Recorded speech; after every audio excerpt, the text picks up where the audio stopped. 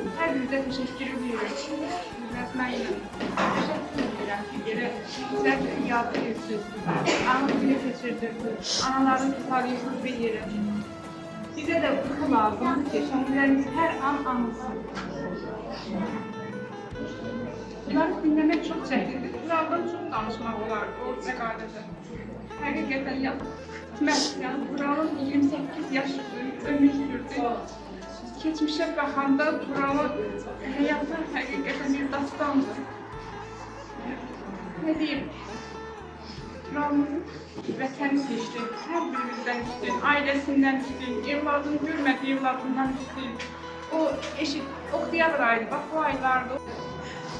Onda sevinçli gözləri, sevinçli halda deyir ki, ana yapmış şehit olacağım, mən balamı şehit balamı diyeceğim. Can bacım, Allah rəhmət eləsin şəhidlərimizə, səbrinizi Həqiqətən indi hər yaşı 4 yaşı oldu Məryəm. Qeyd edədik cəhdiylə şəhid balası, yəni özün dediyi sözlər şəhidlərini. Nə deyəm? Amma ağrılar burada olsa mən qurur yerimizdə şəhidlərimiz, onlar vətən uğrunda, bizim azadlığımız uğrunda canlarını fəda etdilər. Onsuz da ölüm taxtı, bir gün hamımız bu dünyadan keçəcək. Barəndən də Tural mənim duam edir, şəhidli yargılamışam, həmişə ailəm üçün o duam qəbul oldu.